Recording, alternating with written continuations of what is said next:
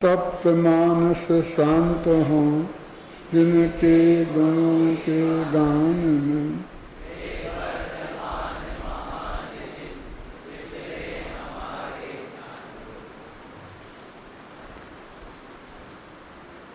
ये तो हम सबको पता ही है कि अपना ये महाविद्यालय चलता है, ऐसे ही 3 महाविद्यालय और चलते हैं, एक कोटा में, एक बांसवाड़ा में और एक लड़कियों के लिए उदयपुर में। चौथा भी आरंभ हुआ है भोपाल में। लेकिन ये 3 तो यहाँ अपने राजस्थान में ही संचालित हैं, एक ही यूनिवर्सिटी से हैं, एक ही कोर्स है, सब में पूरी एक रूपता है, उसमें भी एक रूपता ही रहेगी। और हमारे इन शिविरों के माध्यम से हमने जो अक्टूबर का शिविर है वो महाविद्यालयों के लिए समर्पित कर दिया है। सभी विद्यालय के विद्यार्थी यहाँ आते हैं और उनके हिसाब से ही हम सारा पाठ्यक्रम रखते हैं। जो पढ़ाई उन्हें पढ़ाना जरूरी है और हम समझते हैं कि ये कठिन सब्जेक्ट है, हर विद्यालय में स्वतंत्र रूप से इतने अच्छे अध्यापक प्राप्त नहीं हो सकते हैं, तो हम ऐसा करें कि जो हमारे उस विषय के विशेषज्ञ हैं उन विद्वानों से उस विषय को यहाँ पढ़वाएं, जिससे तीनों चारों विद्यालयों में एक रूपता रहे और किसी भी तरह का भेदभाव समाज में नहीं रहे। हम तो यही समझते हैं कि ये सब हमारे विद्यार्थी हैं, और हम जब उनसे पूछते हैं, जब बाहर होते हैं कि तुम कौन से बरस में थे, तो वो कहते हैं दादा मैं कोटा में था, मैं कोटा से पढ़ा हूँ, मैं बांसवाड़ा से पढ़ा हूँ। मतलब एक अच्छा वहाँ से पढ़े, एक ही बात है। यहाँ भी हमारे विद्यार्थी पढ़ाते हैं और वहाँ भी हमारे विद्यार्थी पढ़ाते हैं।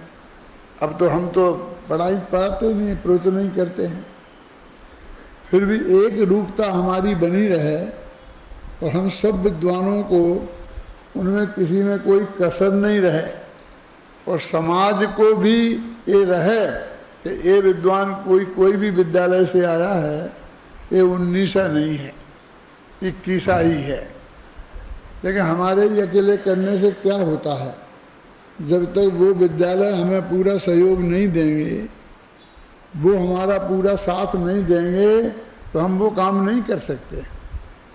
लेकिन हम आपको जानकर ये प्रसन्नता होगी कि प्रेमचंद जी साहब ने तो ऐसा हमको बिल्कुल खुला आश्वासन दिया है कि दादा आप बिल्कुल सोचना ही नहीं, हम तो बस आपके पीछे खड़े हैं। जो भी विद्यालय के संबंध में आप डिसीजन करेंगे वो हम उसे मानेंगे। बांसवाड़ा से भी हमारा ये है ना, क्या नाम भैया, प्रवीण, इसने कह दिया उनसे कि भाई हम लोग नक्की करते हैं, दादा जो नक्की करते हैं, अब आप उसमें चलने दो, आप इसमें अपना माथा मत मारो, हम इस काम को करेंगे और तुम कुछ भी करो, हम तो उसमें ही जाएंगे। और उनने भी सच्चे दिल से इनसे कह दिया कि हाँ तुम करो। तो इस तरह इनका पूरी तरह से अपने साथ सहयोग है, सब एक है। मतलब हम एक ही हैं, हम 3 या 4 या 5 नहीं हैं। जगह अलग अलग होती हैं, नहीं होती एक जगह, तो वहाँ हमको करना पड़ता है। तो इस तरीके से जो अक्टूबर का शिविर आएगा उसमें सब विद्यार्थियों को जो पढ़ाया जाता है 12मासी में, उनमें जो ऐसे सब्जेक्ट होते हैं, जो कठिन विषय होते हैं, जो हम समझते हैं कि वहाँ इतनी अच्छी तरह से नहीं पढ़ाए जा सकेंगे, तो उनको हम स्पेशलिस्ट विद्वानों को उसका विचार किए बिना कि ये कहाँ का है, किसका है, कैसे ग्रुप का है, ग्रुपवादी जो होती हैं होती रहें। हम तो विद्वत्ता के हिसाब से डिसीजन करते हैं कि हमारी नए चक्के पढ़ाने में मान लो अभय जी अथवा हमारे संजीव गोधा ये मास्टर हैं, तो इनके द्वारा पढ़वाएं। आत्मख्याति में शांति जी मास्टर हैं, आत्मक शांति शांति जी से पढ़वाएं। करुणान योग में ये प्रवीण होशियार है तो करुणान योग प्रवीण के माध्यम से पढ़ो। मतलब हम उन सब को, उन विद्वानों का पूरा पूरा लाभ दिलाना चाहते हैं, है ना। तो वो आप लोग जनता के लोग हैं तो उन्हें भी असली लाभ लेना है तो वे उस समय आए। अभी तो आ ही गए, अभी आने की मैं क्या अपील करूं, जो आ गए आ गए और जो नहीं आए वे यहाँ हैं नहीं मेरी अपील सुनने को, है ना। तो उसमें आपको पूरा लाभ होगा। अपन ने पहले ये निर्णय किया था कि अपना शिविर 10 दिन का होता है तो अपन एक दिन उद्घाटन में चला जाता है, एक दिन समापन में। तो अपन ऐसा नहीं करेंगे, अपन प्रवचन नहीं करेंगे, उद्घाटन भाषण नहीं करेंगे। अभी मिनिस्टर आते हैं, कोई ऐसा होता है तो थोड़ा बहुत करना पड़ता है, वो भी इसके लिए ही है क्योंकि उनके सहयोग के बिना हमारे को जो गवर्नमेंट से सुविधाएं मिलना चाहिए वो नहीं मिल सकती हैं। और भाग्य से भारतीय जनता पार्टी का राज था, तब भी जो मिनिस्टर थे, शिक्षा मंत्री थे, वो भी इसी यूनिवर्सिटी से पढ़े थे। और यहाँ जब उनको चुनाव लड़ा था ना छात्र संघ का, तो ऑफिस अपने स्मारक में ही बनाया था। बाबू भाई हाल में उन्होंने अपना ऑफिस बनाया था, हमने उनको दिया था, तब से ही उनसे संपर्क था। तो उनका भी अपन को पूरा सहयोग मिलता रहा है। और अभी आए हैं तो अभी आपने देखा ही है, ये भी शिक्षा के क्षेत्र के हैं और इनको शिक्षा के क्षेत्र में बहुत रस है और सब तरह का सहयोग देने के लिए मतलब अपन को तैयार हैं। तो अपना ये ज्ञान का यज्ञ बहुत बढ़िया तरीके से चल रहा है और मुझे पक्का भरोसा है कि 150 वर्ष तक चलेगा। पहले विकल्प आता था कि आगे क्या होगा, आगे क्या होगा। अब मेरे को ऐसा कोई विकल्प नहीं है क्योंकि योग्य लोग तैयार हो गए हैं और वे पूरी तन्मयता से, पूरे समर्पण के साथ जैसा अपन चाहते हैं योगदान करके इन विद्यालयों को चलाने में संलग्न है। इसलिए कोई चिंता की बात नहीं है। अब तो समाज का है कि समाज सच्चे दिल से इनका लाभ उठाए, इन्हें सहयोग करे और सब तरीके से इसमें कोई कमी नहीं है। तो कमी का कोई सवाल ही नहीं है। हमने ये संकल्प किया था जिस दिन आए थे उसी दिन से कि हम समाज से पैसा नहीं मांगेंगे। आज तक नहीं मांगा, समाज ने मांगने ही नहीं दिया। हमको उस पोजीशन में आना ही नहीं देना दिया कि हमें उनके सामने हाथ फैलाने पड़ा। हमें उससे कहना पड़े समाज से कि आप ये व्यवस्था करो। बराबर जब जितनी आवश्यकता इस ज्ञान के यज्ञ को चलाने में हुई, समाज से निरंतर हमको सहयोग प्राप्त होता रहा है। तो ये महायज्ञ बहुत अच्छी तरह से चल रहा है। ये बात मुझे इतनी कहनी थी। अभी मैं ये प्रवचन सार शुरू करता हूँ क्योंकि इसमें ज़्यादा समय लगाकर अपने पास भी समय बहुत ज़्यादा नहीं है और मैं चाहता हूँ कि कम से कम प्रवचन सार तो पूरा हो जाए। समय सार पूरा हो गया, आद्योपांत उसका वीडियो वगैरह भी बन गया, टीवी पर भी आता है। और प्रवचन सार के 2 महाधिकार हो गए, ज्ञान तत्व प्रज्ञापन अधिकार और ज्ञेय तत्व प्रज्ञापन अधिकार। अब चरणान योग सूचक चूलिका चलानी है। ये 4 दिन पहले हम चला चुके हैं, 4 दिन पहले वो खत्म हो गया था। अब बीच में फिर हम और कोई सब्जेक्ट चलाएं, ये हमें ठीक नहीं लगा। तो हमने ये चरणान योग सूचक चूलिका चलाई थी, फिर साथ में ये कह दिया था कि शिविर में भी ये चलाएंगे और शुरू से ही चलाएंगे। तो थोड़ा बहुत तुम लोगों को रिपीटिशन हो तो समझ लेना, तत्व ज्ञान में रिपीटिशन गुण होता है, दोष नहीं है। ऐसा जानकर उसको समझना। तो अब ये चरणान योग सूचक चूलिका के बारे में जो सामान्य बातें हैं वो, फिर उसकी आरंभ की चर्चा। फिर एक आचार्य अमय चंद्र कहते हैं मूल जैन तत्व ज्ञान ही मुख्य है और फिर तत्व ज्ञान पूर्वक जो आचरण होता है वो आचरण अंतरंग व बहिरंग दो प्रकार का होता है। अंतरंग वो चारित्र है, बहिरंग है वो सदाचार है। बहिरंग चारित्र कह लो उसे। इस तरह से अंतरंग और बहिरंग भेद से होता है। तो इसमें बहिरंग की चर्चा ज्यादा होगी, अंतरंग की भी होगी सेक्रेटरी जी साहब। इसलिए उन्हें इसे महाधिकार कहने में बहुत बड़ा संकोच हुआ। ज्ञान तत्व प्रज्ञापन महाधिकार और ज्ञेय तत्व प्रज्ञापन महाधिकार, और फिर ये चरणानी योग महाधिकार कह सकते थे, वो चारित्र महाधिकार कह सकते थे, जैसा कि जयसेनाचार्य ने कहा है। लेकिन उन्होंने कहा कि बाही का वर्णन ज्यादा है ना, वो चारित्र का जो ध्यान रूप चारित्र है, जो आत्मा के अनुभव रूप जो चारित्र है, जो शुद्धोपयोग रूप चारित्र है, जो शुद्ध परिणति रूप चारित्र है, उसका वर्णन की मुख्यता से होता तो हम इसे चारित्र अधिकार कहते। लेकिन इसमें तो तुम दीक्षा लेना, फिर अपने माँ बाप से ऐसा बोलना, पत्नी को ऐसा बोलना कि तुम मेरी पत्नी नहीं है, पत्नी तो नाम मात्र की है, जो मेरा राग था इसलिए कारण थी, अब वो राग टूट गया है तो तू मेरी पत्नी नहीं है, अब इसलिए मैं अपने आत्मा की शरण में जाता। ये ऐसे क्या क्या कहना, ऐसी बातों से शुरू किया। अम्बेचंद्राचार्य हैं, वो कहते कि नहीं नहीं, अधिकार महाधिकार तो कम से कम नहीं हो सकता।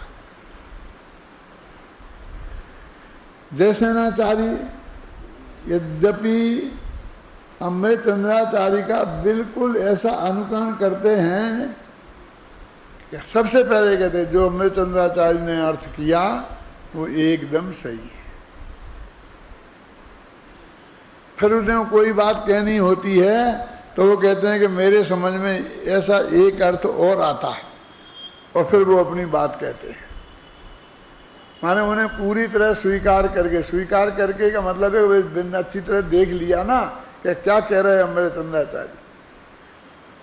हम कहें कि हम अम्बेचंद्राचार्य के बड़े भगत हैं तो नहीं कह सकते। क्यों?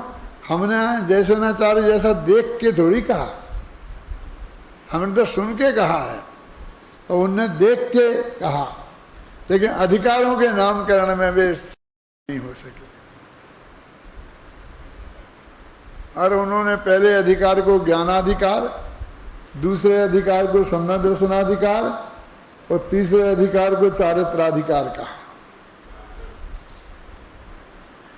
अब अपने यहाँ तो सम्यक दर्शन पहले होता है, सम्यक ज्ञान बाद में होता है, सम्यक चारित्र बाद में होता है। हालांकि उन्होंने पहले अधिकार को ज्ञानाधिकार कहा क्योंकि उसमें सर्वज्ञता का वर्णन था। सम्यक दर्शन की तो बात ही नहीं थी।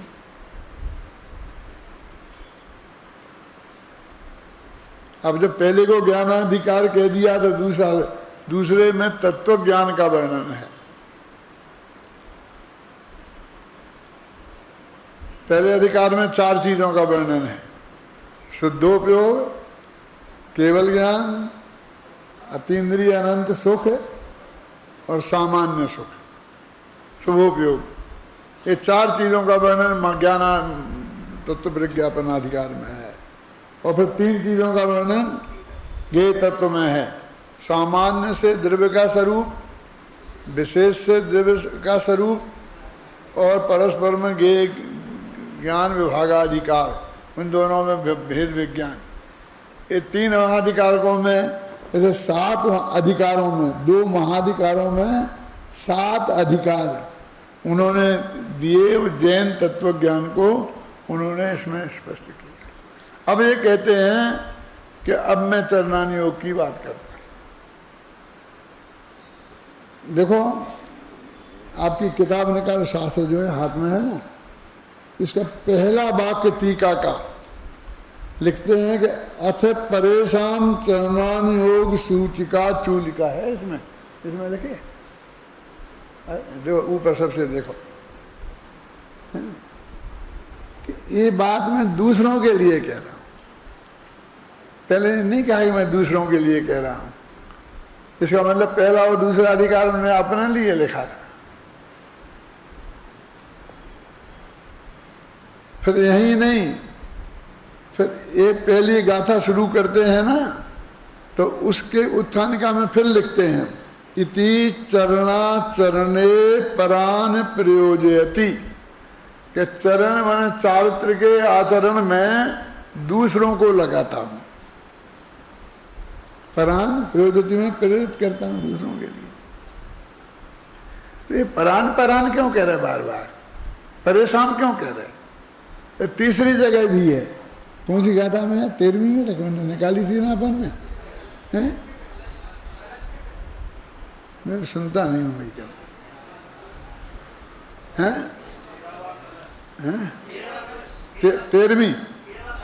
13वां कलश, फिर देख लेना भैया, वहां फिर लिखा पढ़ के दूसरों के लिए ये बात मैं करता हूं, ख्याल में आई ना? तो इसलिए दूसरों के लिए कर रहे, तो वे चरणानुयोग सूचक चूलिका कहते। चूलिका क्या होता है जानते हैं? चूलिका क्या होती है? जिसे अपन परिशिष्ट कहते हैं आज की भाषा में, उक्तम अनुक्तम उक्तानुक्तम यद कथते तत् चूलिका, जिसमें कही हुई बात, नहीं कही हुई बात, और कुछ कही कुछ नहीं कही, ये सब बातें कहें, उसे परिशिष्ट कहते हैं, चूलिका कहते हैं। ऐसा होता है कि जब अपन कोई चीज़ लिखने बैठते हैं ना, तो सब बैलेंस बना करके चलते हैं ना, लेकिन एक चीज़ के बारे में हमें बहुत विस्तार से समझाना है, और बहुत बातें हैं। जैसे मैंने तीर्थंकर भगवान महावीर की किताब लिखी, वो सर्वोदय तीर्थ है ना, 200 पेज की किताब, कभी महावीर भगवान के निर्माण वर्ष में लिखी थी, वो आप लोगों के पास होगी, पढ़ी होगी आपने। तो उसमें वर्णन किया, तो 5 समझ लो पापों का, आगे 5 महाव्रतों का, अणुव्रतों का वर्णन करना था। अहिंसा, सत्य, अस्तेय, ब्रह्मचर्य और अपरिग्रह। अब अहिंसा पर बहुत लिखना बोलना था, बहुत लंबा था, और सत्य पे 4 लाइन में ही निपटाना था। इतनी बड़ी किताब बन नहीं सकती थी, तो अहिंसा को भी हमने 1 पेज में ही निपटा दिया, और फिर सत्य को भी 1 पेज में, आचौर ब्रह्मचर्य वगैरह को भी 1-1 पेज में निपटा के आगे बढ़ गए। लेकिन वो अहिंसा पर वो मन में रह गई थी, तो एक परिशिष्ट के रूप में फिर अहिंसा पर 15-20 पेज अलग लिखे, समझा? उसे हमें चूलिका कह सकते हैं। उसमें जो बात पहले कह रही थी वो भी आई, जो नहीं कही वो भी आई, और कुछ कही कुछ नहीं कही सब आती है। उसमें ऐसा प्रतिबंध नहीं होता है कि क्या कहो क्या नहीं कहो, हमें जो कहना है सो सब कह दे, ख्याल में है ना? तो उन्हें चूलिका कहते हैं।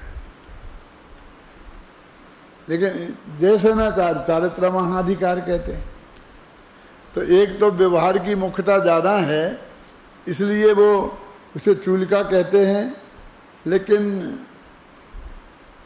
वे निभा नहीं पाए, घबराना नहीं,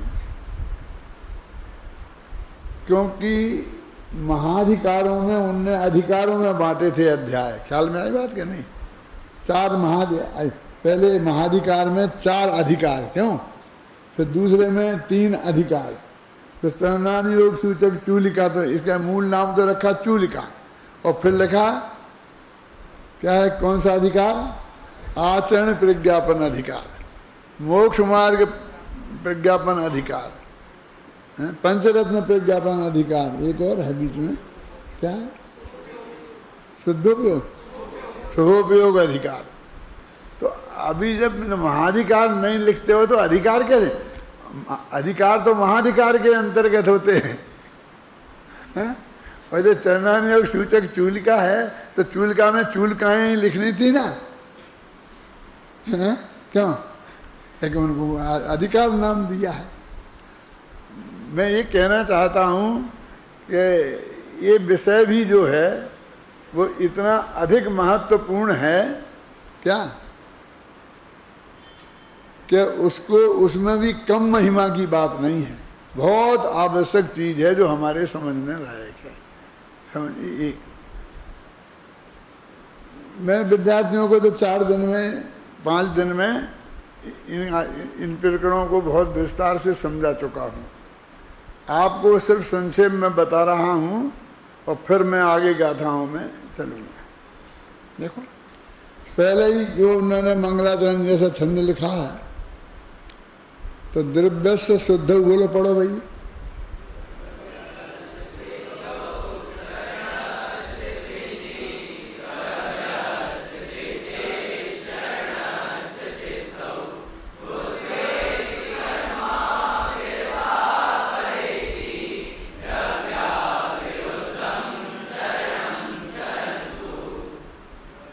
द्रव्य सिद्धि से चरण और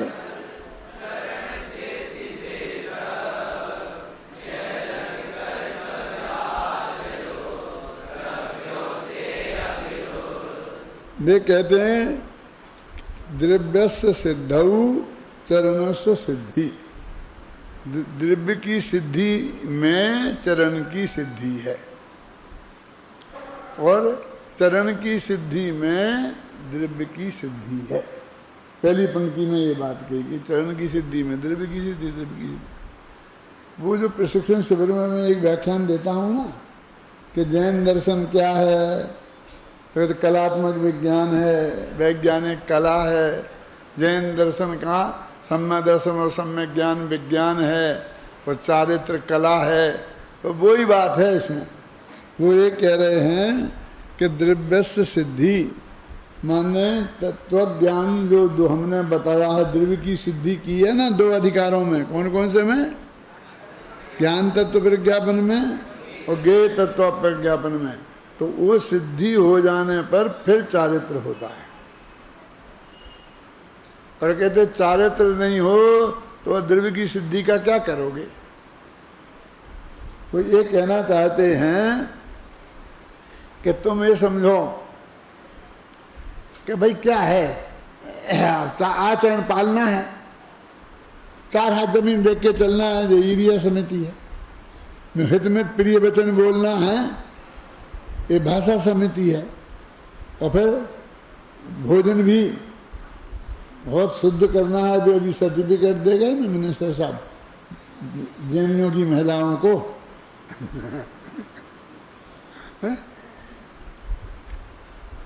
तो वो आचरण करना है, उनको वो पालना है। तो वो ये कहते हैं कि ये सब हो जाएंगे हम चारित्र के धनी। और फटाफट अभी ये खूब शोध का खाती हूँ और ऐसा नहीं खाती हूँ कि जिनकी व्यवस्था में करने में अपन बहुत परेशान हो जाए, माने में बहुत बड़ी धर्मात्मा है। तो अभी महाराज किसी के पास पहुंच जाए तो फटाफट वे दीक्षा दे देंगे।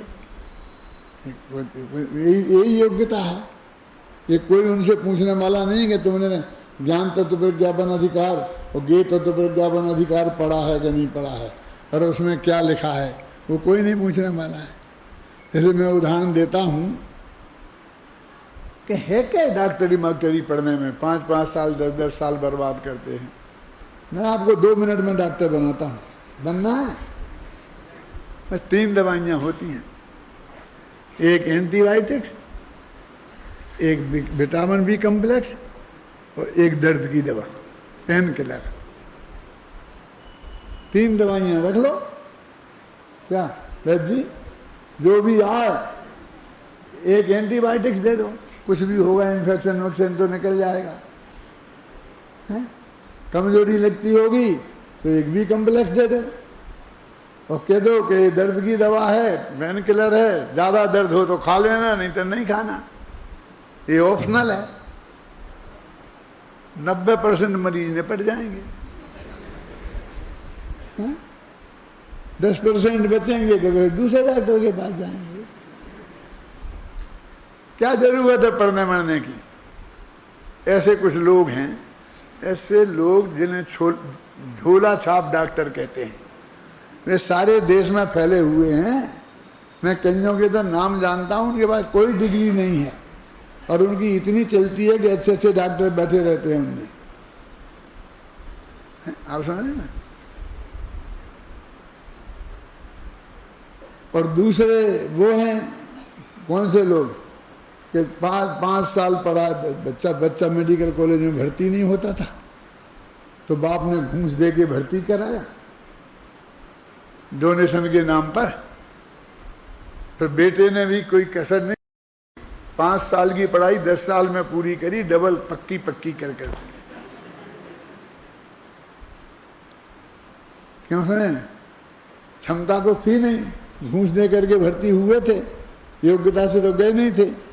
और बाप ने फिर जब डॉक्टर बन के आया तो कपड़े की दुकान पे बैठा दिया। मैं कैसे डॉक्टरी क्यों नहीं करने दी? बोले क्या करें, जो तनख्वाह मिलती है उतनी तो उससे दूनी तो मैं मुनीम को देता हूं, इसे नौकरी करा के क्या करूं? तो 2 हो गए, 2 तरह के। कौन? कि वे कच्चे पक्के डॉक्टर जिन्हें आता कुछ नहीं है, आप समझे ना, उन्होंने डॉक्टरी पढ़ ली 10-10 साल तक। तो मैं जानता मेरी सेठ जी तुमने कितना बड़ा पाप किया मालूम? क्या पाप किया? अपने बेटे को पढ़ाया लिखाया, अपने बेटे को धंधे से लगाया, इसमें पाप क्या किया महेंद्र कुमार जी? कि किया एक विद्यार्थी अच्छा होशियार विद्यार्थी वो रह गया था क्योंकि तुम्हारे बेटे को घूस ने घुसा दिया था तो 1 सीट कम हो गई ना। तो उसका एक विद्यार्थी का डॉक्टर नहीं बन पाया जो बन सकता था, एक पाप। फिर उसने 10 साल में पूरा किया तो वो 10 साल तक सीट घेरे रहा। तो दूसरा एक डॉक्टर बन के और निकल जाता तो 2 डॉक्टर नहीं बन पाए, दूसरा पाप। और उसके जिंदगी के करीब 10 साल उसमें बर्बाद कर दिए। वो कपड़े की दुकान में बैठाल दिया, कपड़े की दुकान में 10 साल पहले बैठाल देता तो आज तक तो तुम्हारे कान काटने लगता वो। अब वो अभी से 0 शुरू करे, है ना, तो उसके 10 साल बर्बाद करेगा नहीं, ये तीसरा पाप। तो क्या होना चाहिए कि पूरा विधिवत पढ़ के फिर उसे जीवन में डॉक्टरी करना चाहिए।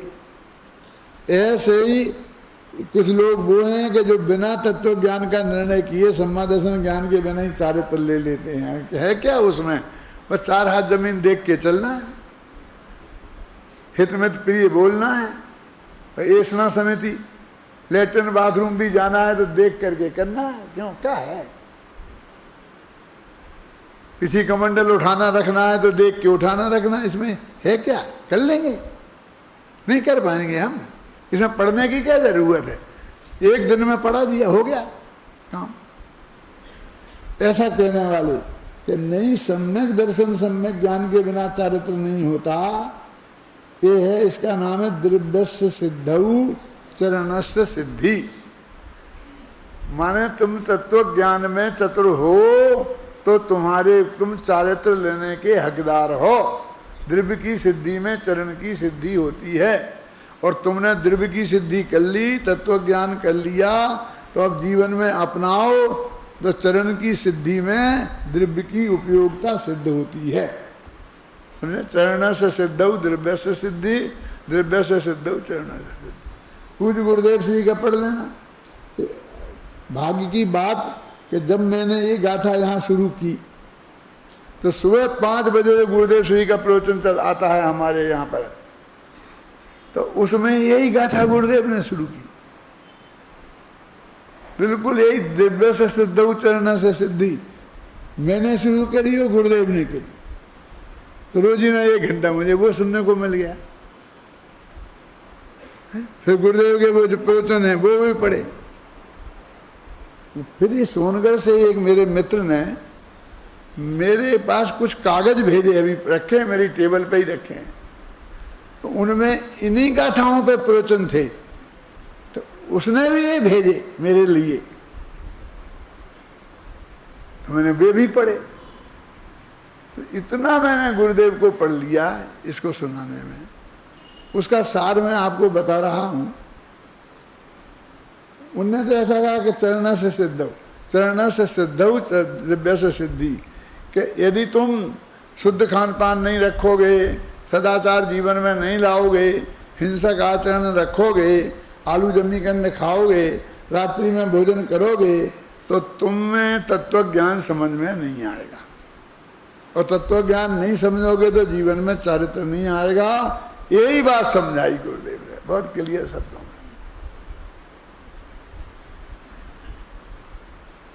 क्या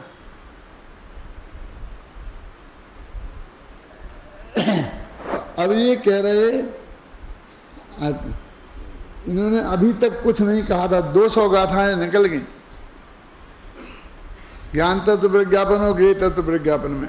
अब 201वीं गाथा में एक क्या कहते हैं, पढ़ो भाई 1वीं गाथा। ये एक मत पढ़ना, 201 पढ़ना। एक बताऊंगा एक क्या है अभी।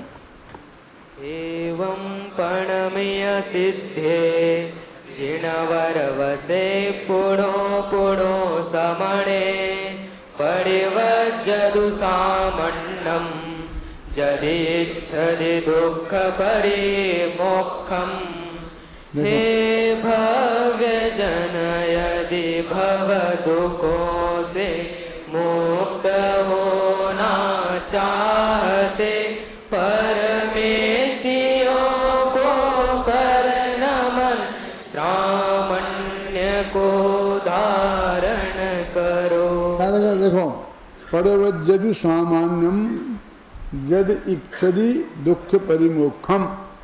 यदि तुम दुखों से छूटना चाहते हो तो सामान्यम परिवज्जदु मुनिपने को धारण करो, है ना। ये आदेश दे रहे हैं वो, कहीं नहीं कहा कि तुम ऐसा करो। अभी तक क्या बात करते थे, ऐसा है ऐसा है, केवल ज्ञान में सारा लोकालोक जानने में आता है। यदि अनुत्पन्न पर्याय नष्ट पर्याय यदि के ज्ञान में नहीं झलकें तो उस ज्ञान को दिव्य कौन कहेगा, ऐसी बातें करते थे। क्या है ये बताते थे, करो वाली बात नहीं करते थे। अब पहली गाथा करो से आ गई। परिवज्जदि सामान्यम यदि इच्छति दुख परिमोक्षम। यदि दुख से छूटना चाहते हो तो श्रामण्य को धारण करो, माने मुनिपना धारण करो।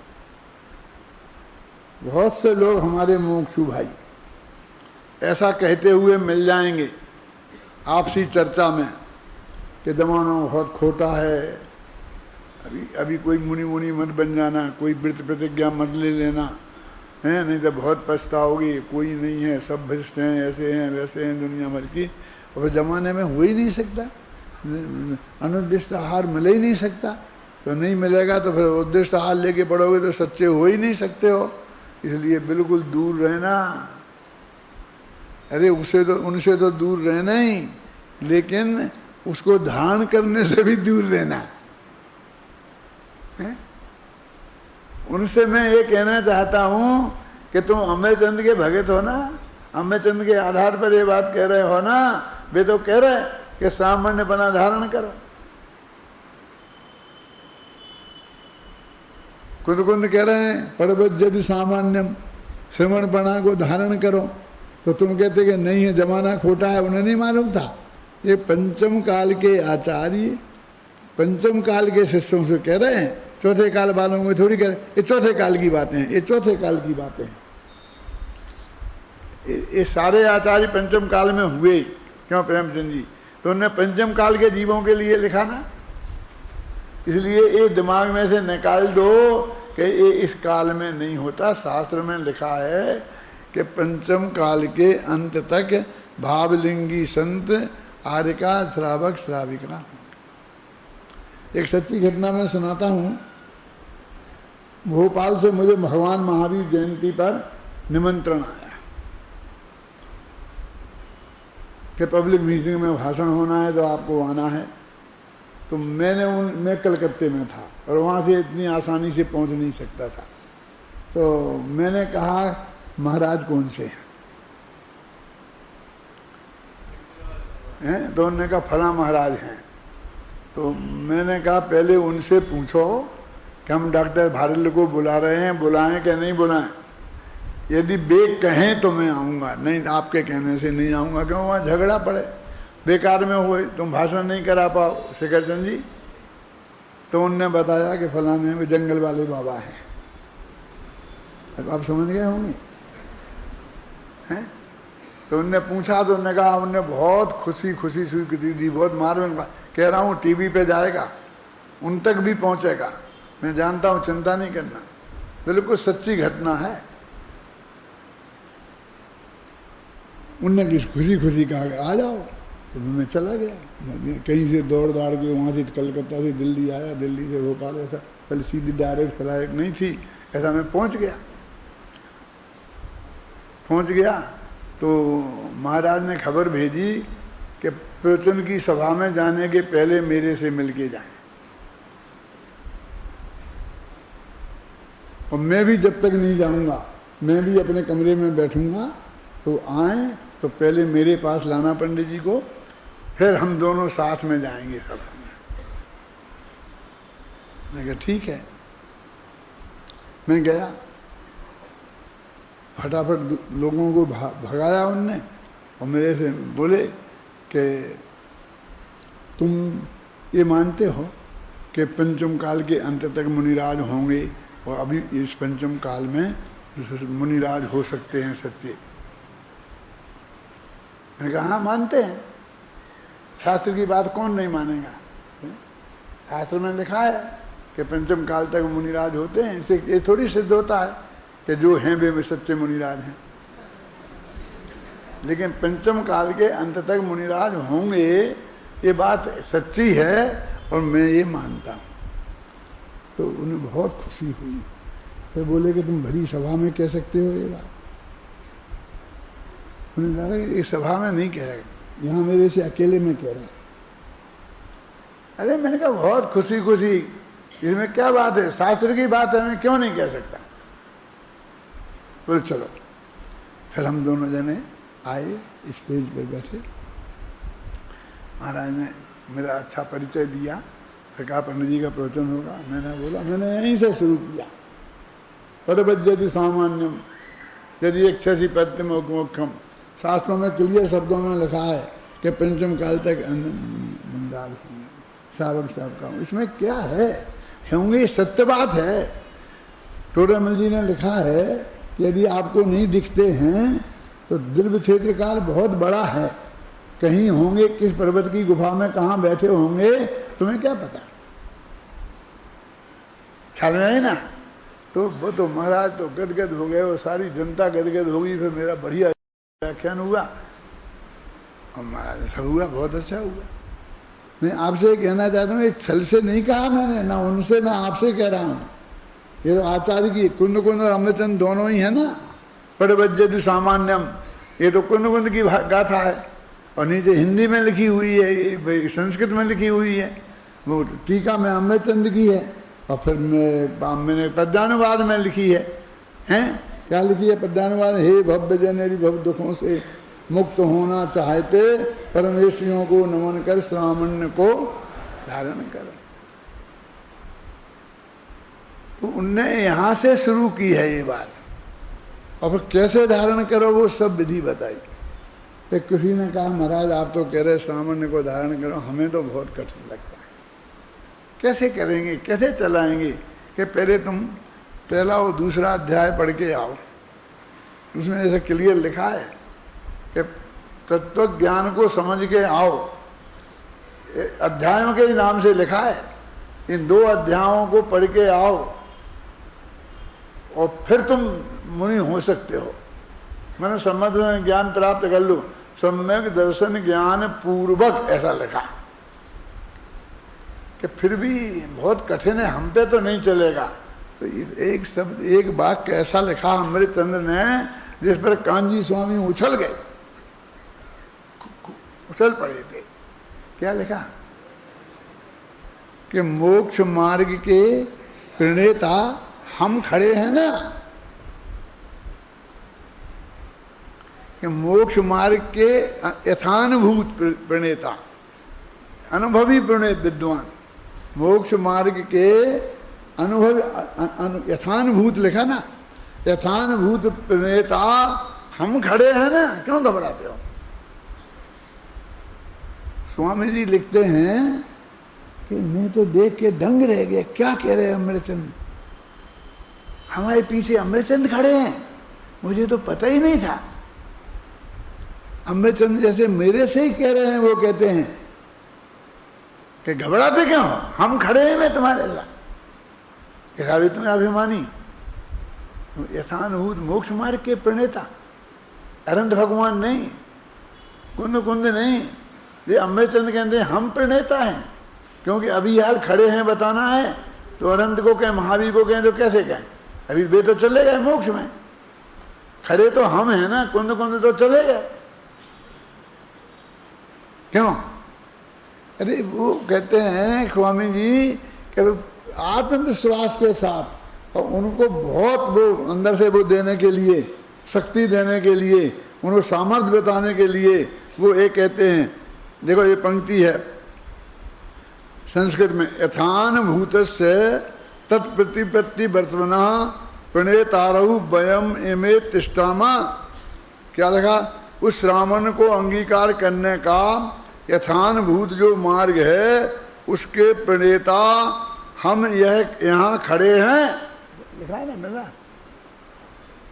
क्या वो नहीं बता पाएगा, वहां से दिखाया मैंने, कुछ दिखाएगा नहीं, आ गया प्रणेता हम खड़े हैं, आ गया। यानी वो एक कह रहे कि तुम श्रावण्य को धारण करो और तुम्हारा मार्गदर्शन करने के लिए हम खड़े हैं, हम तुम्हें बताएंगे कैसे चला जाता, कैसे किया जाता, कैसे रह जाता, हो गए सब हो गए, कैसे ये बताएंगे, हम हो जाएंगे तो हो जाएंगे। फिर आदिनाथ के साथ जैसे हो गए थे 4000 राजाओं की हालत, वैसी तो नहीं हो जाएगी हमारी, नहीं वैसी नहीं होगी, क्योंकि वे आचार्य नहीं थे। कौन? ऋषभदेव, और हम आचार्य हैं, घबराना नहीं, क्योंकि तीर्थंकर आचार्य नहीं बनते हैं, ये तो सीधे साधु बनते हैं, और साधु से अरहंत बनते हैं, और अरहंत से सिद्ध बनते हैं। अब वे मौन ले लिया, उनने तो कही नहीं थी कि तुम हमारे संग दीक्षित हो जाओ, यहाँ तो एक कह रहे कि हम खड़े हैं। माने अपने योग्य गुरु हों, समझदार विद्वान सच्चे हों, तो उनके मार्गदर्शन में मोक्ष मार्ग के प्रणेता हम खड़े हैं ना।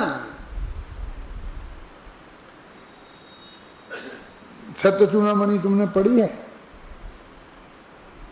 बादीप सिंह सूरी की। बादीप सिंह सूरी एक आचार्य हुए हैं, वे उनका नाम नहीं था, उनका नाम था अजित सेन। क्या नाम था? और ये उनकी उपाधि थी, बादीप सिंह सूरी उपाधि थी। ये क्या होती है?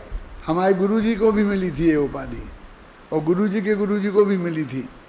मक्खनलाल जी को बादीप सिंह सूरी, बादीप सिंह कहते थे, और गोपाल दास बरिया को बादी गज केसरी। नाम सुने हो तो सुने कभी?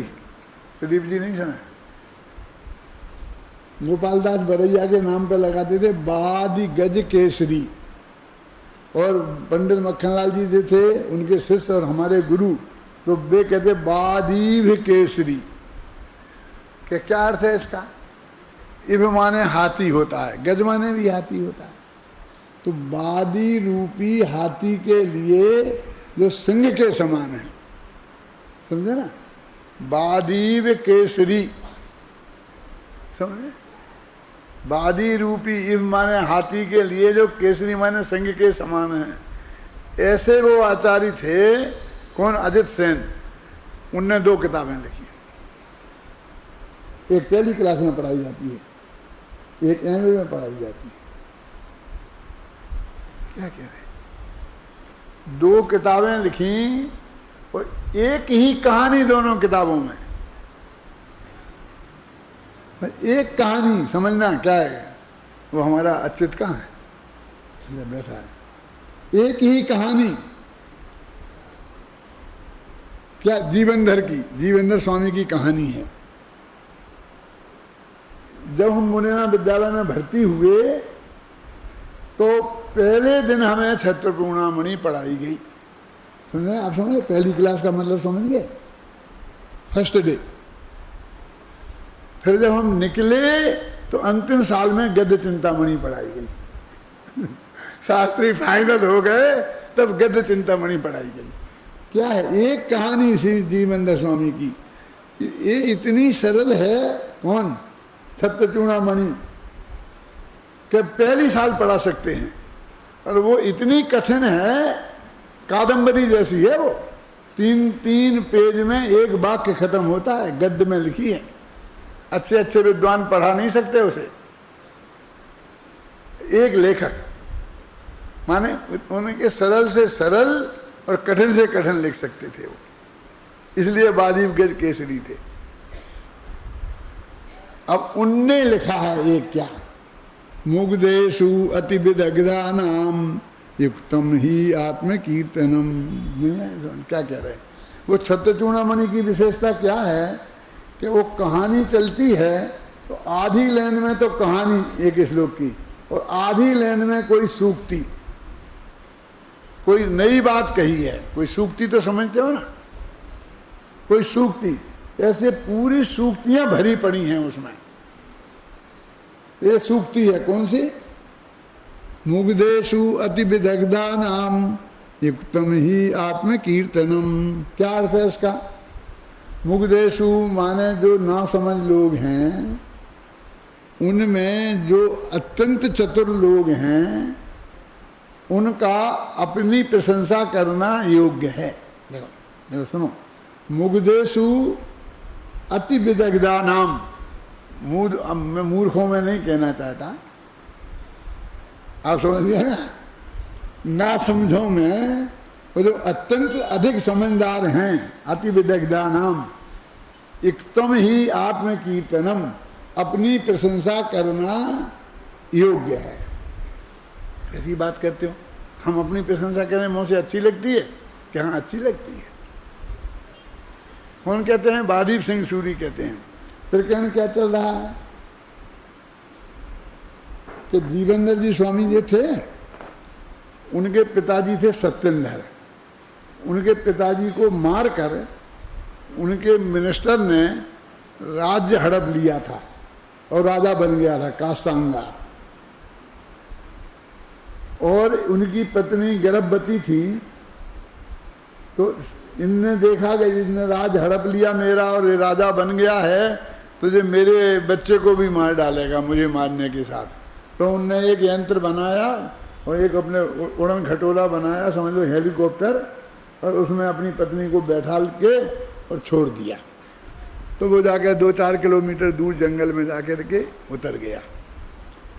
वहाँ पहुँच गई उनकी पत्नी, गर्भ में थी श्रीमंदर स्वामी। अब फिर वहाँ कोई मिल गया और फिर वो अपने घर ले गया। एक सेठ मिल गया था, वो सेठ अपने घर ले गया और उसने पाला, वहीं पैदा हुए जीवनधर। तो 16 वर्ष की उम्र तक वे पले बसे। अब 16 वर्ष के हो गए तो उनकी माँ ने कहा कि बेटा तेरे बाप को साथ में ऐसा व्यवहार किया, जो अभी राजा है ना ये काष्टांगार, ये तेरे बाप का मंत्री था, तू इससे बदला लेना। मैं इसलिए जिंदा हूँ कि एक दिन मेरा बेटा होगा तो वो इससे बदला लेगा। मैंने कहा लूंगा बदला। और उसके गुरुजी बोले कि बेटा अभी तू किसी से लड़ेगा नहीं, जब तू योग्य हो जाएगा तब मैं कहूँगा, अभी तू पहले पढ़ाई कर पूरी, पहले युद्ध विद्या में पारंगत हो, होशियार बन, फिर लड़ना। अब गुरुजी कह रहे लड़ो मत और अम्मा कह रही बदला ले। अब वो क्या करे जीवनधर? तो जीवनधर ने अम्मा जी से क्या कहा, अरे तू क्या समझती है, मैं ऐसा कर दूंगा, मैं ऐसा कर दूंगा, मैं ऐसा कर दूंगा। बहुत अपनी प्रशंसा वहां की। तो वहां ये नीति लिखी उनने कि मुग्धेषु माने उसकी माँ, इसलिए मैं कह रहा हूं मूर्ख नहीं कह सकता मैंने भोले भाले, जो भोले भाले जीव हैं उनके सामने जो अत्यंत चतुर लोग हैं उनको अपनी प्रशंसा करनी चाहिए, नहीं तो उन्हें हिम्मत नहीं बनती है। भले ही वो अभी लड़ेगा नहीं, लड़ेगा तब जब गुरुजी कहेंगे तब लेकिन फिर भी कहता है तू चिंता मत कर, मैं बदला लूंगा। ये कहना चाहिए कि मैं बदला लूंगा। और किसी माँ को ऐसा समझाना चाहिए। अब क्या करें, मुग्धेशु ना समझे, कह रही है माँ, कह रही है बदला ले बेटा, बदला ले बेटा। तो कहते हैं उसने अपना जो प्रशंसा की वो यहाँ गलत नहीं है। सब लोग हिम्मत हार रहे हों, हाय राम अब क्या होगा, हाय राम अब क्या होगा, तो ऐसे में कोई एक आदमी आता, कैसे क्या होगा, कुछ नहीं होगा, कोई घबराने की जरूरत। हम खड़े हैं ना, अम्बेचंद्राचार्य ऐसा बोल रहे हैं कि हम खड़े हैं ना, क्यों घबराते हो।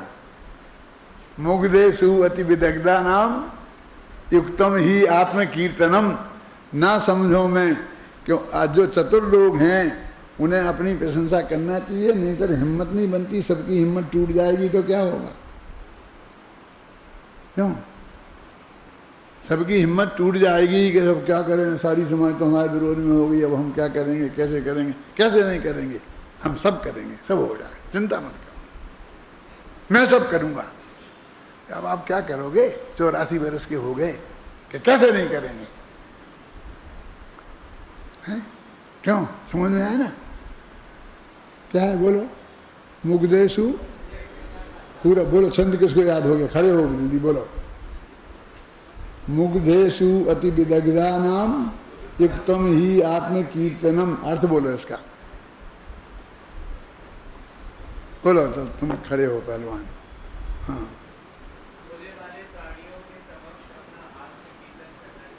वो उपयुक्त है, वो अनीति नहीं है, वो नीति है, वो ऐसा कहते हैं। तो वो कहते हैं कि ये जो अमृतचंद्राचार्य ने ये कहा, उनका ये कथन युक्त है। क्यों, क्योंकि नहीं तो फिर कोई हिम्मत ही नहीं करेगा। अब जब तुम कहोगे कि महाराज हमें दीक्षा दे दो, तो फिर वे कहेंगे तुम्हें तत्व आता है कि नहीं, सर्वज्ञता का स्वरूप आता है कि नहीं, कि क्या होती है सर्वज्ञता, कि पहले पढ़ो फिर दे देंगे। फिर वो पूरी शर्तें लगाएंगे। ऐसा नहीं कि चढ़ जा बेटा सूली पे, भला करे भगवान, के बाद में सीख लेना। कि साहब घर पे तो समय मिलता नहीं है, धंधे पानी में, हम तो साधु हो जाएंगे, फिर साधु में तो समय ही समय है, तो फिर पढ़ लेंगे। ऐसा नहीं चलेगा। पहले पढ़ के तत्व का निर्णय करो और बाद में फिर बात आएगी। तो ये सारी बातें अभी अपन ये चरणान योग सूचक चूलिका में करने वाले हैं, उसकी भूमिका मैंने आपको थोड़ी सी बताई।